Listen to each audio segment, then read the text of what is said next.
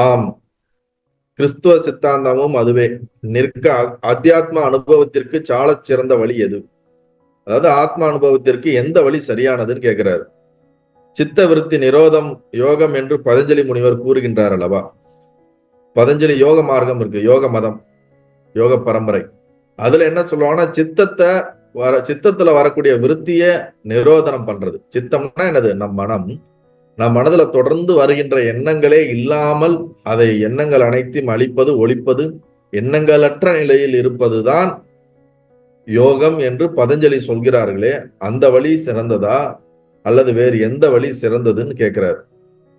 பகவான் சொல்றாரு, ஆம், அதுவே யாவரும் ஒப்பும் முடிவு. சித்த நிரோதத்தை அவரவர் பக்குவத்திற்கு ஏற்ற உபாயத்தால் எய்துவர். அதாவது எல்லோருமே எண்ணங்களற்ற அந்த மனதை கடந்த நிலையை உணர்வதற்கு, அனுபவிப்பதற்கு அவங்கவுங்களுடைய பக்குவத்திற்கு ஏற்ற அவங்கவுங்களுக்கு தெரிஞ்ச முறையில எல்லாருமே முயற்சி செய்யறாங்க. பக்தி, யோகம், ஞானம் யாவும் ஒன்றே. என்ன சொல்றாரு பாருங்க, பக்தியும் சரி, ஞானமும் சரி, யோகமும் சரி, எல்லாம் ஒன்றுதான்ப்பா. உதாரணத்துக்கு விவேக சூடாமணியில சங்கராச்சாரியர் சொல்லியிருக்கிறது இங்க கோட் பண்றார். தன் சொரூபத்தை நாடி வழிபடுதலே பக்தி எனப்படும். நீ ஒரு ரூபத்தை வழிபடுறது பக்தி தான். உன்னுடைய சொரூபம் எதுன்னு கண்டுபிடிக்கிறதுக்கு நீ அதுக்கு வழிபடுதல், உன்னுடைய சொரூபத்தை நீ வழிபடுதலும் பக்தி தான் அப்படிங்கிறார். தன்னுடைய சொரூபத்தை நாடி நான் யார் என்று தெரிவதற்காக அதை நோக்கி நீ உள்நோக்கி போறதும் ஒரு விதத்துல பக்தி தான் அப்படின்னு சொல்றாருங்க. நம்ம ஒரு தெய்வத்தை வழிபட்டா மட்டும்தான் பக்தின்றது நம்ம நினைச்சிட்டு இருக்கோம். அப்படி கிடையாது. நான் யார் தன்னை பற்றி அறிவதற்காக நாம் செய்யக்கூடிய அனைத்து முயற்சியுமே யோகத்தில் வரும், பக்தியில் வரும், ஞானத்தில் வரும்.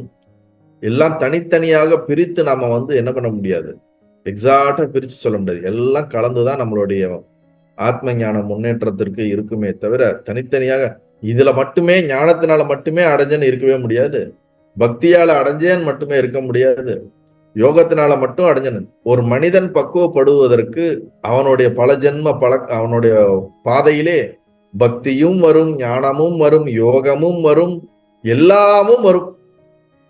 எல்லாம் சேர்ந்து அவனுடைய மனதை பக்குவப்படுத்தி கடைசியில அவன் 10 படி ஏறிட்டோம், 12வது படியில மாடிக்கு போயிடுவோம். நான் 12வது படி தான் உயர்ந்தது, 10 படி தேவையில்லைன்னு சொல்ல முடியுமா? 10 படி ஏறனாலதான் 11வது படியே போக முடியுது. இப்ப ஆரம்ப காலகட்டத்துல நம்ம அடிப்படையான பக்தியில இருந்திருப்போம், அப்புறம் நமக்கு ஒரு யோகத்துல இருந்திருப்போம், ஒரு ஞானத்துல இருந்திருப்போம். இல்ல எல்லா இதுவும் நம்ம என்ன பண்ணுவோம், ஜென்ரலா உள்ள போயிட்டு தான் வருவோம். எல்லாம் கலந்துதான் நம்மளை பக்குவப்படுத்துது.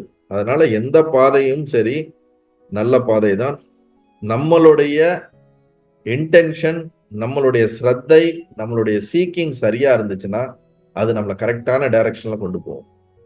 இல்லாட்டினா எங்கேயோ ஒரு இடத்துல ஸ்டக் ஆகி உட்காந்துக்குவோம், அதுக்கு மேல போக மாட்டோம். உண்மையை தெரிந்து கொள்ள வேண்டும் என்ற ஒரே நோக்கம், அதுல ஆழ்ந்த ஆர்வமும் விருப்பமும் இருந்தால் போதும், உங்கள் வாழ்க்கையை அந்த இறைசக்தி சரியாக வழி எடுத்து கொண்டு போய் அந்த கடைசி நிலையில கொண்டு போய் விட்டுடும், உங்க சொரூபத்தை கொண்டு போய் காட்டிடும். ஆனா உண்மையை உணர வேண்டும் அப்படிங்கிறதுல விருப்பம் இல்லை என்றால், போற பாதையில எங்கேயாவது ஒரு டீ கடையிலயோ ஒரு சமோசா கடையிலயோ பார்த்துட்டு, இங்க சமோசா நல்லா இருக்கு, இங்க டீ நல்லா இருக்கா, இங்க எஜிபிஷன் இருக்கு, நாம இங்க இருந்து சென்னை டு மதுரை போக வேண்டிய இடத்துல பாதியிலே உளுந்தூர்பேட்டையில டோல்கேட்ல நல்ல ஹோட்டல் இருக்கு, அதனால இங்க நல்லா சாப்பிடுவோம். பக்கத்திலே இங்க கடலூர் பக்கத்துல பலாப்பழம் நல்லா இருக்கும், அதனால அங்க போய் 4 பலாப்பழம் வாங்குவோம் அப்படின்னு வழியில எல்லா இடத்துலயும் இங்கேயே ஸ்டக் ஆயிட்டோம்னா போற இடம் மறந்துடுவோம். அது போலதான் நம்மளுடைய நோக்கம் சரியாக தீர்க்கமாக அதை தவிர வேறு ஒன்று இல்லை என்று இருக்கும் பொழுது, நீங்கள் எந்த மதமாக இருந்தாலும், எந்த பாதையில இருந்தாலும், எப்படிப்பட்ட மனிதர்களாக இருந்தாலும், உங்க வாழ்க்கை ஒரு நேரத்திலே சரியாகபடி வழி நடத்தப்படும். அவர் வழி நடத்தி எடுத்துட்டு போவார். அதுல மாற்று கருத்தே கிடையாது. நல்லது.